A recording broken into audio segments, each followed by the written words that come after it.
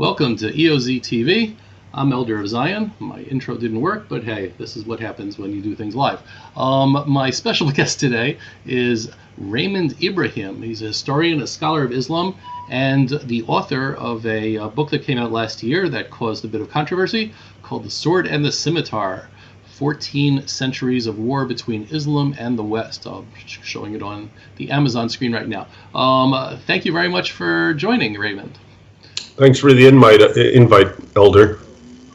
No, this is great. I have, I mean, I've been reading your articles and I've been, looking at some of your videos, and you really are a fascinating person. Thank you. I mean, not too many Egyptians are accused of being white supremacists by the likes of Linda Sarsour and CARE. The entire controversy that you have had, I guess it was last year over over being disinvited from speaking to, what was it, which Army college, what was it? Yeah, the U.S. Army War College. Yeah, this is because of the it's amazing stuff. But at any rate, just to quickly introduce you for the people that are out there, Raymond is an expert on Islam, on the history of Islam. He's written a number of books on the topic, as well as current things and current topics of what's going on in Islam, especially the interactions between Muslims and Christians over the centuries.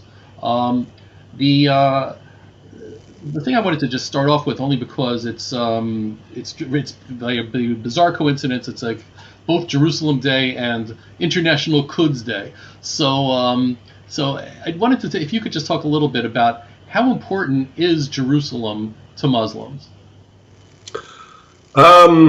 It's important, but not for any particular intrinsic reasons. It's important because it's important to the infidel, in this case to the Israelis and their Western allies. And if that wasn't the case, it probably wouldn't be worth all the attention that the Muslim world is giving it.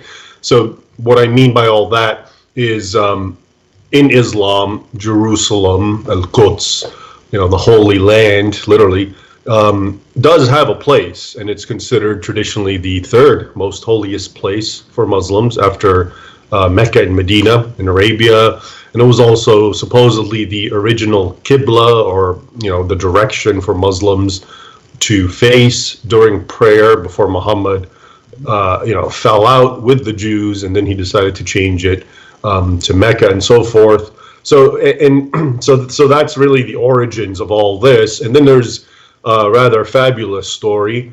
I think it has antecedents. Actually, it is in the Quran, but it's also elaborated in Islamic traditions of Muhammad doing an overnight journey, flying from Arabia on a magical unicorn of sorts. I think it's called Al-Baruch, and he's visited Jerusalem. And I believe they say he has his footprint somewhere there on the Temple Mount and so forth. Then he came back. So that's, in a nutshell, the claims that Muslims have to Jerusalem, aside from, of course, the other practical claim, which is they conquered it. So the Islamic armies conquered Jerusalem, which was at the time a part of the Christian Roman Empire, the Byzantine Empire, in the year right around 640. Actually, I'm sorry, right around the year 637, it was besieged by Muslim armies, by the as they call them, companions or the close friends of Muhammad, who had died a few years earlier, and it capitulated to Islam back then in the 7th century, and it stayed under Islamic rule. And so, according to Islamic teaching, any land that has been opened, okay, the word, what we call conquer in Islamic hagiography, which passes for history, it's referred to as openings, fatah, and that's where you get the Palestinian Islamic Organization, and that's its intention, of course, to reopen, quote unquote, Israel to Islam. Yeah. So that's really the historical thing, and it got conquered, of course, as I said, by the Muslims, and then the Crusaders actually managed to take Jerusalem back for a couple of centuries. Then Muslims took it again, and then you get the modern state of Israel, mid-20th century, comes into being. And so from a technically Islamic law point of view, a Sharia perspective, the land of Israel or Palestine, as they see it, needs to be brought back into the fold of Islam. But what's interesting about that is, well, so should Spain, because Spain was conquered it had an Islamic presence for almost 8 centuries and was ruled and governed by caliphates and so forth. So were the Balkans. But you don't see the same sort of vitriolic attention from Muslims towards reclaiming Spain or towards reclaiming the Balkans or any other loss. It's always about Israel. And I think that's where the virulent anti-Semitic sentiments really play in and feed in to this whole phenomenon of why, to go back to your original question, or how important is Israel to Muslims. I think all those factors are combined and make it such a, and of course you have, the leftist media exacerbating the whole issue by distorting what's going on and the significance of it for both Muslims and Jews and so forth. Absolutely. Just one quick thing, and I've seen other people talk about this. My understanding is the Quran doesn't say the word Jerusalem; it just says the furthest mosque. So I've seen a number of people argue that Muhammad really didn't even go to Jerusalem. That was one thing. And also just another side point, that when you're mentioning about Spain, I thought it was interesting that, and you know this quite well, that Bin Laden did actually make a big deal out of Spain. I'm pretty sure in some of his writings about. No, they do, and ISIS has also said things. Oh, Andalusia, we have not forgotten you. So they do do that, but it gets nowhere near the attention or anger that, of course, Israel has. And then that's why I tried to tie in the media issue. Maybe if the media was, maybe if there was a large Muslim indigenous, let's say Muslim presence in Spain that was being mistreated and so forth, it would be a bigger story. But the way it's seen, that what makes it worse is it's seen that Israel is an outside hostile force that's come right smack into the middle of what is still the Islamic world. You have Egypt and Syria and Turkey surrounding it, whereas the places that were lost in Europe, for example, have been gone for centuries, and there's really no indigenous Muslim population still there. So I think that also inflames passions. I think there's another factor that's a theme on my blog, and I'd like to just toss it by you, which is the idea of shame. That there's the Arab shame. It's a huge. I don't think the West understands it. I don't think the West understands how important the fear of shame is, and the fact that the Jews that have been second-class dhimmis, and again you can speak about that a little bit later, but it's that they won, that they beat the powerful Muslim warriors in 1948. I think that's something that just is very, very difficult for the Arab world or the Muslim world to get over. Right. It's more recent. Okay. So it's still in the, it's still in the living memory of Muslim communities. There's Muslims that were alive, during the creation or the existence coming into being of Israel, not into nationhood. So it's definitely closer in time and space than what happened in Spain or in the Balkans. So that's for sure. But, the Christians who reconquered, or the Europeans who did reconquer Spain and the Balkans, were also dhimmis. And so, the shame aspect would work both ways. But again, it's a more recent thing, and Israel is, like I said, right into the center of the Islamic world. It's kind of a constant thorn in their side as they see it. So certainly the shame aspect is further exacerbated, including by things like the 1967 war. So all of these things, I do think, they feed into making it into the international problem that it is. Okay. There was, and again, this will segue into stuff that you're the expert in, but there was a really, what I thought was a fascinating article in the Tehran Times today on International Quds Day, in which they gave like a quick overview of why Zionism is the most evil thing of the world, but they went through a quick history, which I thought was just fascinating because it was just so bizarrely crazy.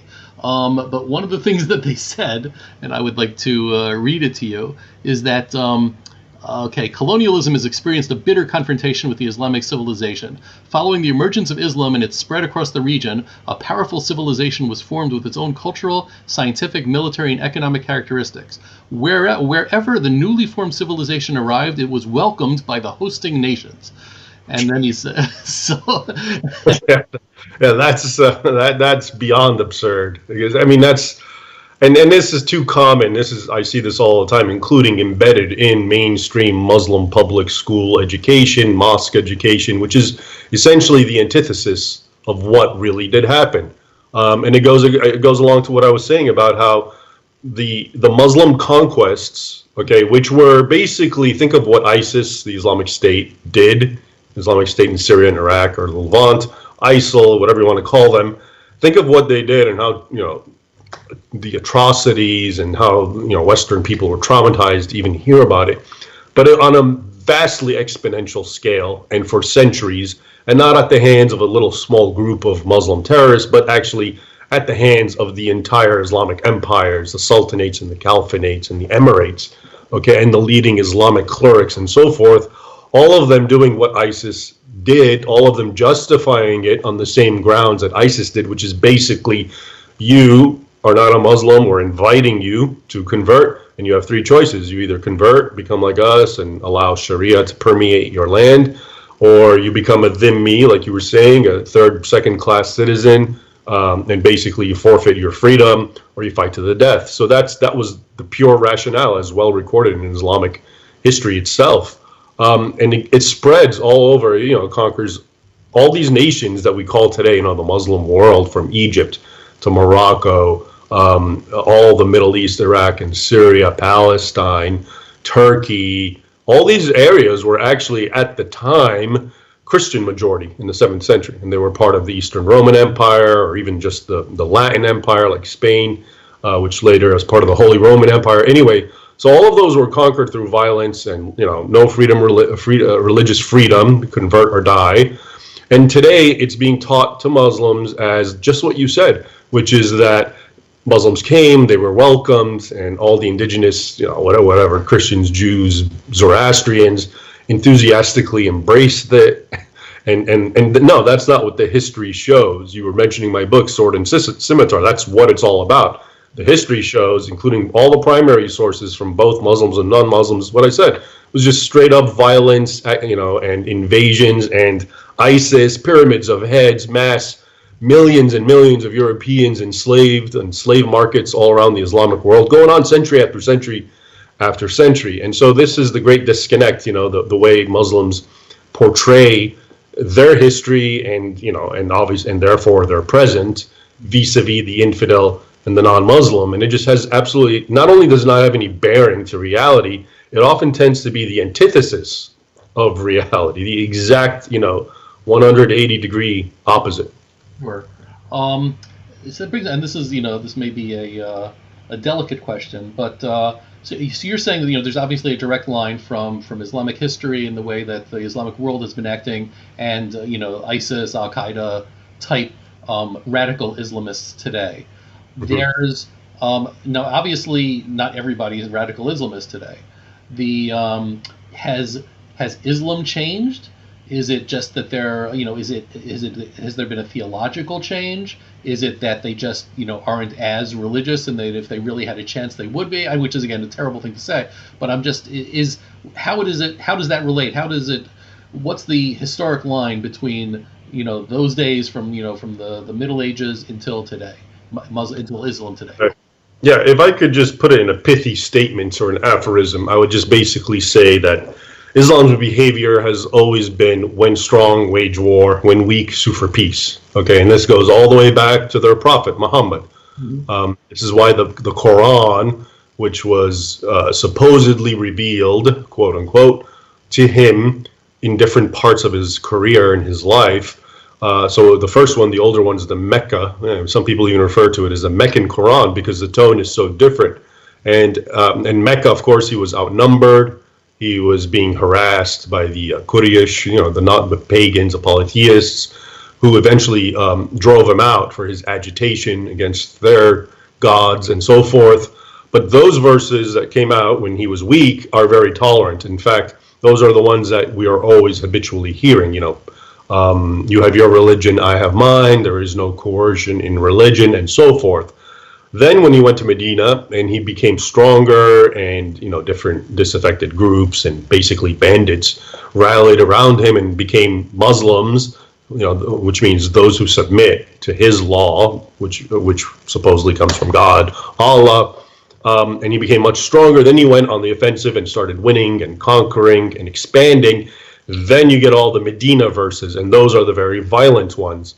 So those are the ones that attack Jews and Christians by name, calls them kuffar or infidels, which is really the worst thing you can possibly be in Islam, deserving of death, instantaneous. And verses like 9:29, fight the people of the book, scriptuaries, Christians and Jews. Some people add Zoroastrians and others, until they either basically convert or become dhimmis or die. So you can see it in Muhammad's own career. But moving into the history itself, and again, this is documented in the book, because I know, as you said, this is controversial and touchy. It happens frequently. So I'll give you one example. In Spain, which had, again, a Muslim presence for almost 8 centuries, and for several centuries was mostly dominated by Islam, you had the Reconquista, where basically the Christian Spaniards, the indigenous peoples, piecemeal started reconquering Spain back to their own heritage and religion. And all that was left was Granada at the very southern tip.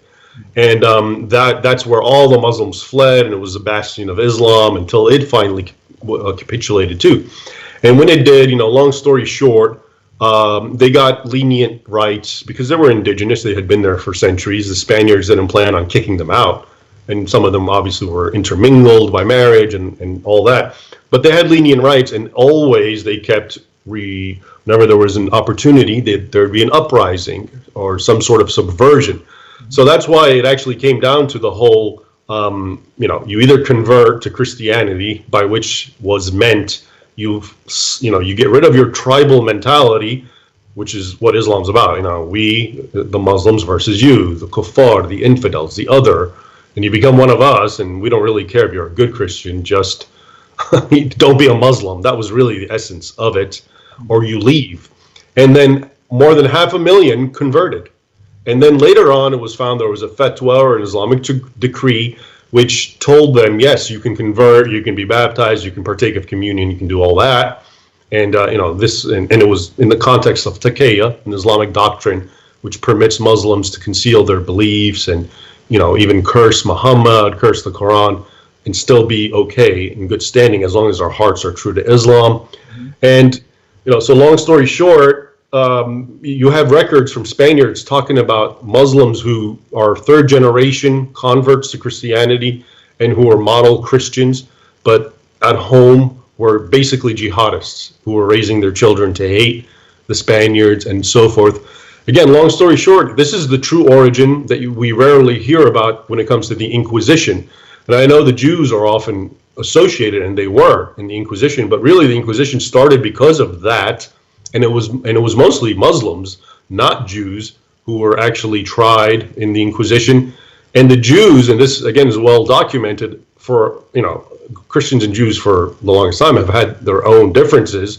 They don't need outside influence, but it's well recognized also that during this era, it was Jews were seen as the accomplices, the helpers, the aides of Muslims, so they got lumped into it too as part of the Inquisition.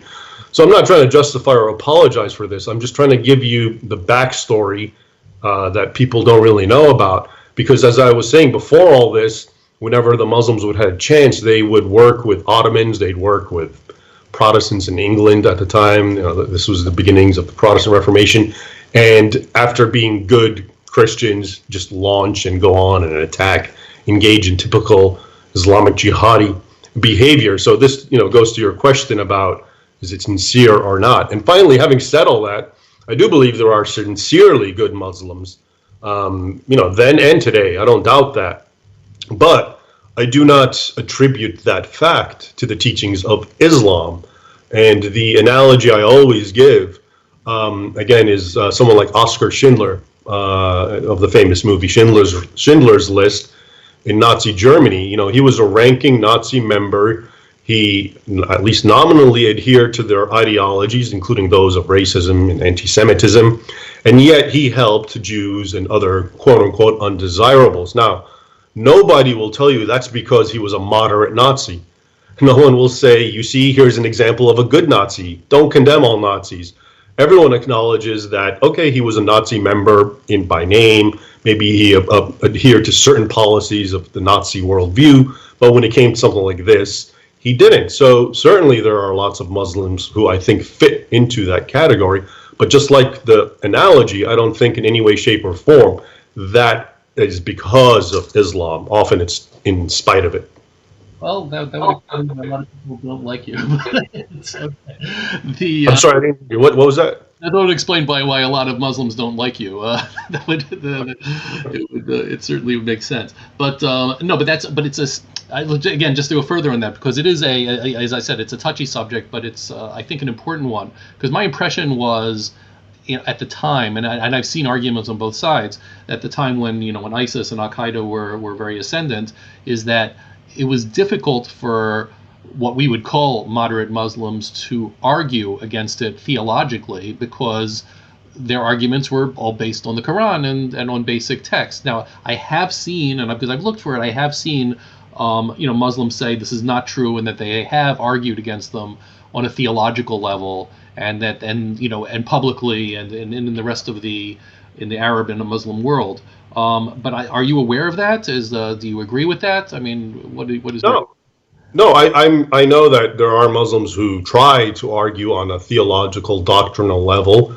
I also believe that they can't win that argument. As long as the Quran says what the Quran says, as long as the exegesis of it is based on, concepts like in Arabic al-nasikh wal-mansukh, which is abrogation. So basically newer verses abrogate older verses because Allah changed his mind later on. And as I mentioned earlier, the newer verses in Medina were the violent ones. And so mainstream exegesis holds they have precedence. So the ones, the sword verses as they're known, 9:5, 9:29, and others, which just call for all-out war against infidels, are believed to have abrogated the ones that say you have your religion and mine. So until such time that Muslims can really change those guidelines, which have not been challenged, they can't win that theology.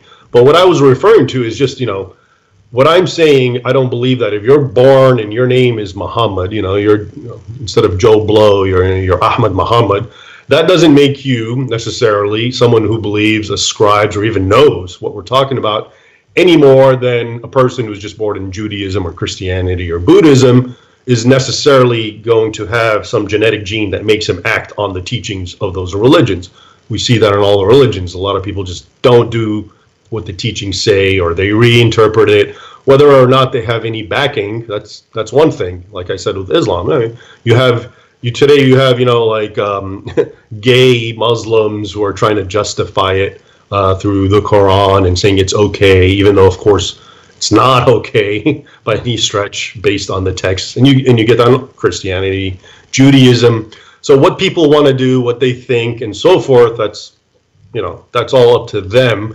But in the realm of actual rigorous, accepted mainstream doctrine, the Al-Qaeda worldview, the ISIS worldview is the purest world view, purist with an I, not the puritanical type of worldview, but it's also the one that really you can't undermine, because it's based on, we believe this is the words of God, like you say you do, Allah, because the Quran is supposed to be a verbatim, stele of something in heaven, straight verbatim words of Allah. So if you believe that, and then you get violent verses of no religious freedom, beating your wives, or having concubines and so forth, all those are Allah's words, and therefore they transcend time and circumstance.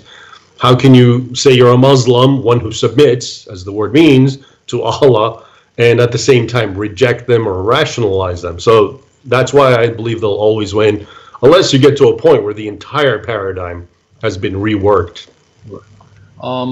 So if this is true, this would indicate that the only thing that stops violent Islam is a strong West? Circumstances, basically.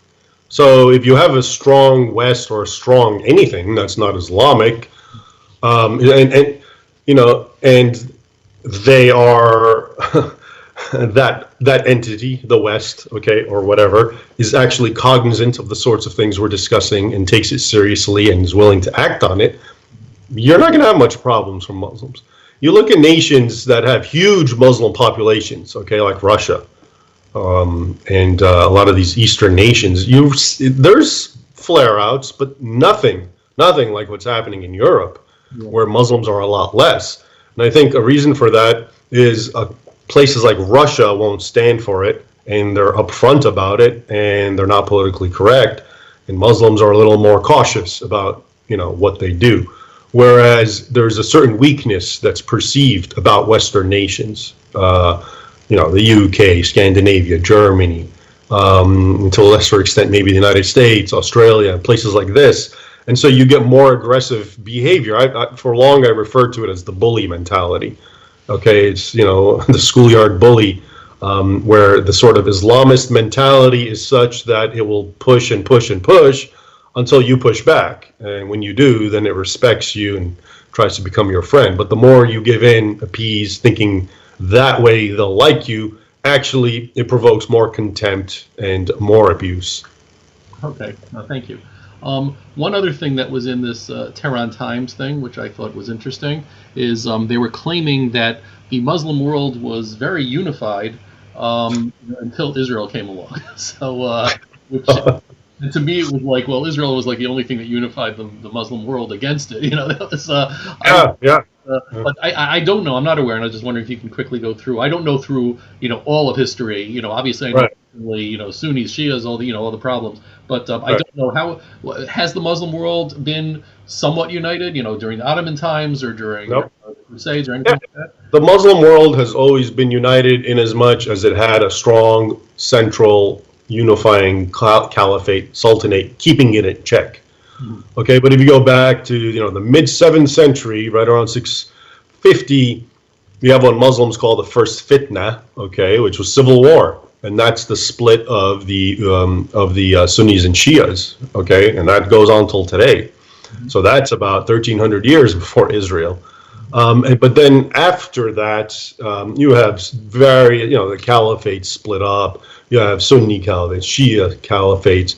Then you get an ethnic factor. Okay, you get the Arabs are not for Persians and vice versa. Persians look down on Arabs. And then the Turks come and burst out right around the 11th century, and they take over, you know, develop their sultanates and subjugate and fight and kill the others, Shias in this case, because the Turks became Sunnis largely. So the idea that there was some sort of united, happy, golden age Islam that was ruined by Israel or any other external factor just flies against the face of recorded history. Recorded history, again, in the histories of Muslims.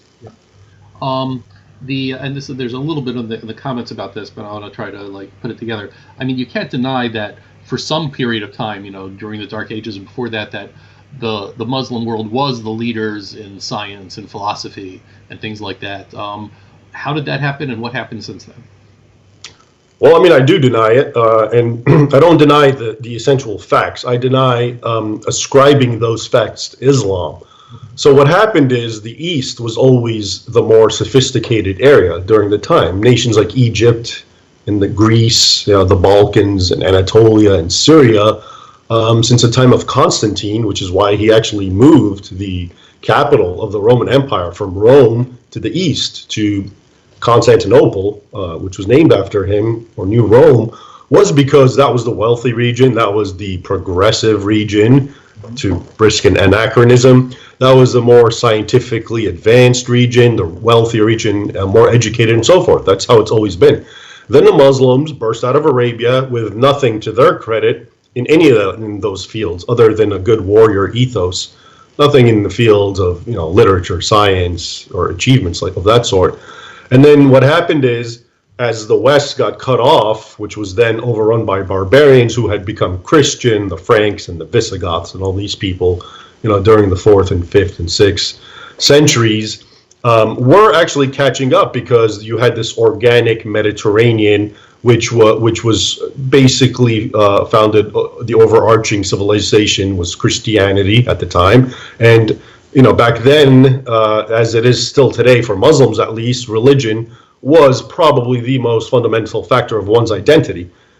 Which is to say, a Frank probably had more in common with a Syrian, because they were both Christians, than a Frank did with a pagan Norwegian, basically a Viking at the time. So you did have a cohesive, growing civilization, though the East was always, as I said, more advanced in all ways. And then Islam comes, swallows up the East, severs the West, so there's no longer the continuity or the exchange of ideas, mostly from East to West. And that's why the West really turns into what was called for a long time Dark Ages.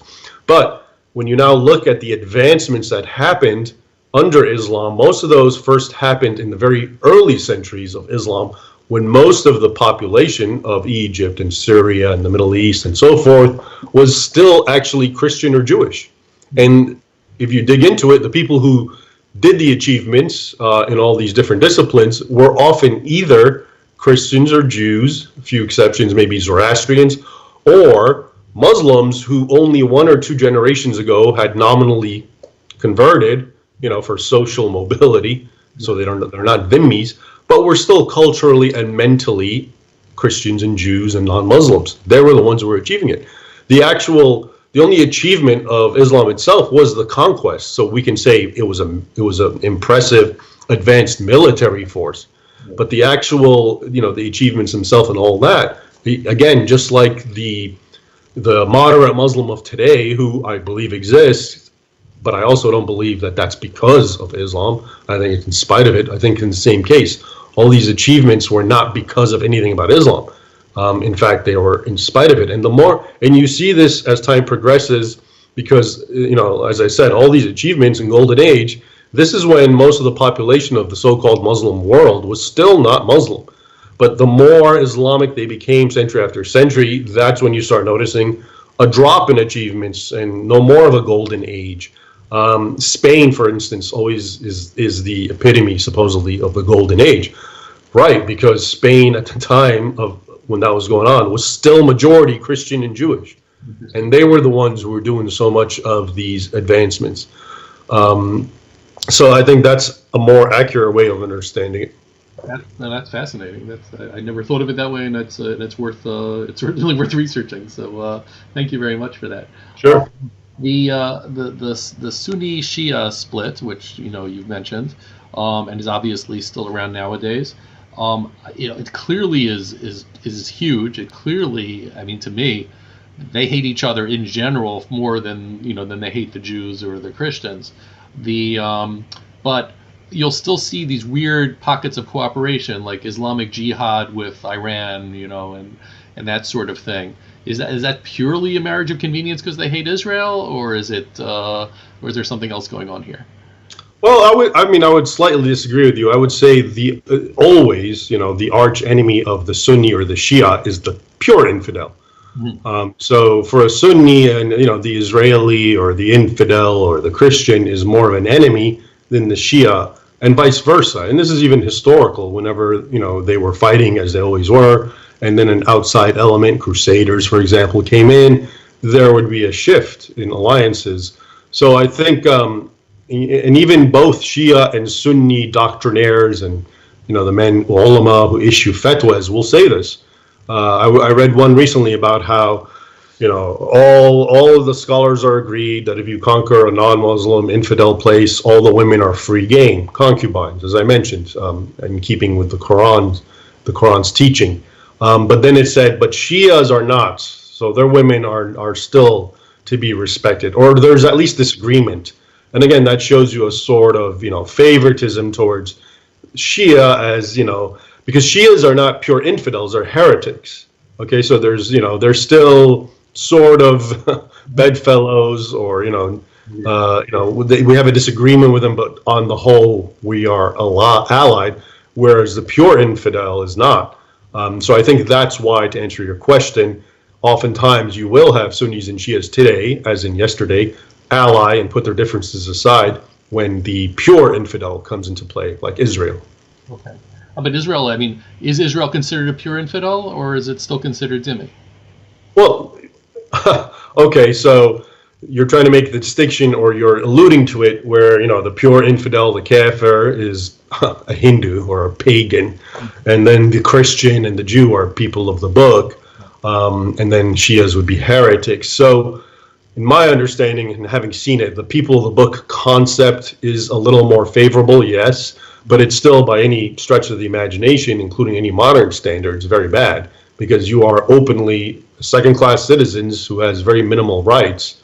So in that sense, yeah, maybe. So they're So bottom line is, Christians and Jews worse than Shias, whereas Buddhists, Hindus, and straight-up pagans worse than Christians and Jews. Okay, and that's, I sort of thought, I was wondering because okay, very often now we'll see, and I'm not sure if this is something that you follow, but we'll see that certainly the Arabs will refer to the Jews as being Khazars, saying that they're not really Jews to begin with, that they respect the real Jews, but the Jews or at least the Ashkenazi Jews of today are not real Jews, and I'm not sure if that falls over into the theological part in which they say, well, we don't even have to treat them as dhimmis, or if there's anything else, and I never knew. Probably not, because that would be like an ethnic or racial distinction, whereas even if they're not pure Jews, they still follow Judaism. I mean, you can't deny that part.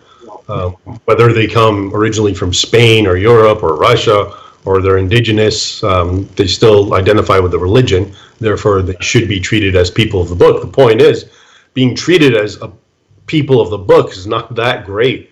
It's not a very admirable thing, because if you try to get any sorts of equality or overreach, by wanting some sort of equality, then you become just like the pagans, the Buddhists, and the pure infidel.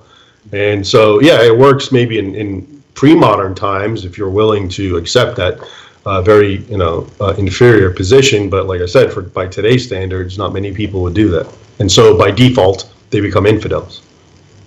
Okay, well, thank you very much. We're pretty much out of time. I'm going to show everybody your book again right now, because I'm looking forward to actually getting a copy and reading it, because it looks really fascinating. So I invite everybody to get a Sword and Scimitar. And again, thank you very much, Raymond, for joining me here. This was a lot of fun, and this was great. I really enjoyed it. So just thanks a lot. Excellent. Thanks for having me. I had a good time too. Thanks. Take care. All right. Bye-bye.